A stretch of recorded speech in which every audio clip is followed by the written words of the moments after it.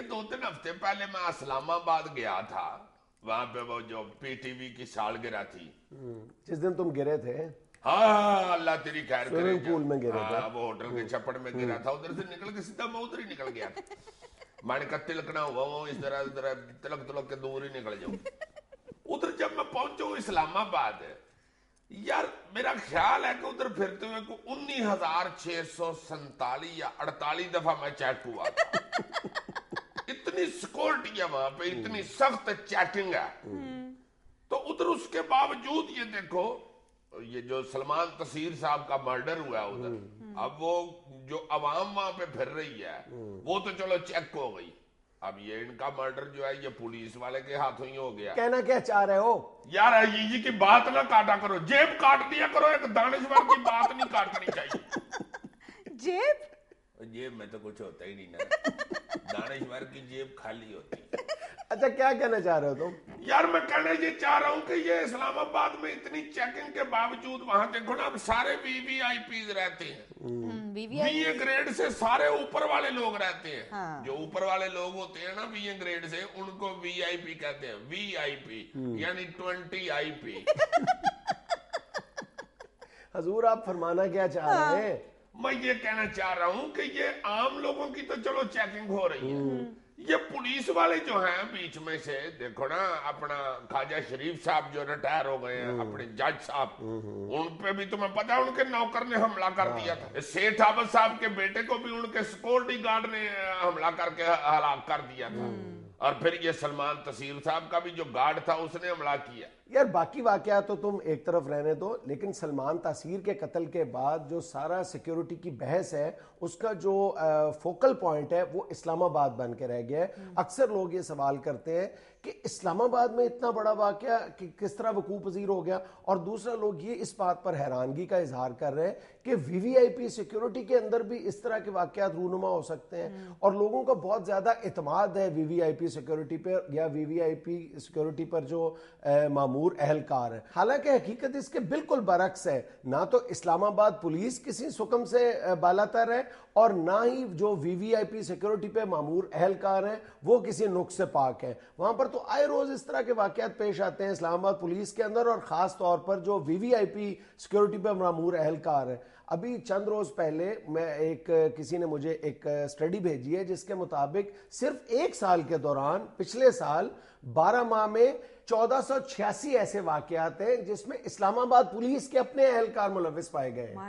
ہاں, یہ سلمان تاثیر کے مرڈر سے صرف 3 دن پہلے پنڈی کا علاقہ ڈھوک سائیدہ ہے, وہاں پہ ایک واقعہ پیش آیا کہ ڈکیتی کی ایک واردات کے دوران لوگوں نے رنگے ہاتھوں 3 ڈاکوؤں کو گرفتار کر لیا, اور وہ تینوں ڈاکو اسلام آباد پولیس کے اہلکار تھے, اور اس میں سے ایک جو اہلکار ہے وہ وی وی آئی پی ڈیوٹی پر مامور تھا.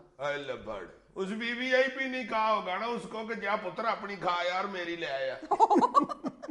اچھا, ایک بڑا دلچسپ واقعہ 25 دسمبر کو بھی پیش آیا ہے, جب ایک گولڈا پولیس اسٹیشن کا جو ایک کانسٹیبل ہے اس پر یہ الزام ثابت ہوتا ہے کہ اس نے ایک اور تھانے میں جا کے, اسلام آباد کی حدود کا جو تھانہ ہے تھانہ مارگلا, وہاں سے موٹر سائیکل چرائی ہے. اچھا, دوسرے تھانے سے؟ ہاں جی. واہ واہ واہ واہ, گھر کا بے دین لڑکا چلائے. کہاوت ہے لنکا ڈائے. سری لنکا میں ہو تو پھر کہتے ہیں لنکا ڈائے. اچھا, پاکستان میں کہتے ہیں نلکا چلائے. یعنی مجرم بھی پولیس اور جائے وقوع بھی پولیس. اور اس کے 3 دن بعد وہاں پر ایک اور ایس ایچ او پر الزام ثابت ہوتا ہے کہ سیالہ میں پی ایس او کا ایک آئل ڈپو ہے, اس میں سے مسلسل ایک عرصے سے تیل چوری ہو رہا ہے, اور اس کے گرد و نواح کے جو 30 چھوٹے چھوٹے ڈپوز ہیں وہاں پہ وہ چوری شدہ جو تیل ہے وہ فروخت ہو رہا ہے. پتہ یہ چلتا ہے کہ یہی جو ایس ایچ او صاحب ہیں یہ اس دھندے میں ملوث ہیں, اور اس گروہ کے سرغنہ وہ خود ہیں. Good performance. یار اسی گڈ پرفارمنس کا نتیجہ ہے نا کہ ان 1486 واقعات کے بعد صرف 52 افسران کے خلاف کیس رجسٹر کیے گئے, اور 99 جو ملازمین ہیں ان کو 2 سالوں کے دوران ان کی سروس سے برطرف کیا گیا, سیک کیا گیا. اور ان 99 میں 67 کانسٹیبل ہیں, 11 اے ایس آئی ہیں, 11 ہیڈ کانسٹیبل ہیں, 7 سب انسپیکٹر ہیں اور 3 انسپیکٹر ہیں. یہ اسلام آباد پولیس کا حال ہے. واہ واہ واہ واہ یار, میں تو پھر اسلام آباد پولیس کے افسران کو سلوٹ کرتا ہوں جنہوں نے اتنے کیس درج کر لیے ہیں, یہ اتنے بندے پکڑ لیے ہیں.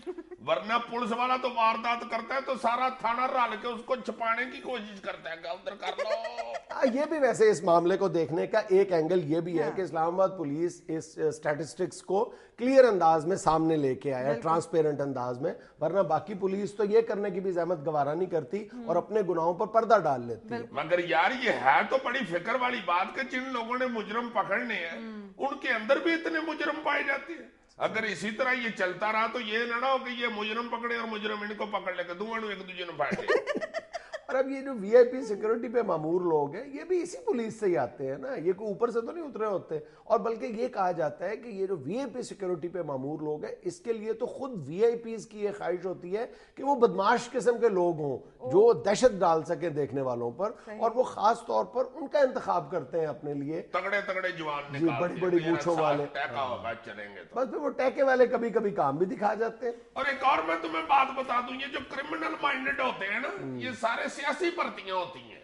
ये पहले बंदूक चौक के प्राइवेट गार्ड के तौर पे फिरते हैं, ये बड़े बड़े लोगों के साथ।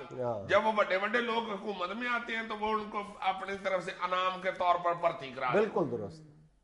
नाज़रीन, यहाँ में लेनी है कमर्शियल ब्रेक, हमारे साथ रहिएगा। यार मैं कितना अक्लमंद हूँ, देखो ये आखिरी बात मैंने कैसी वजाहत की है। बहुत जबरदस्त। तालियां।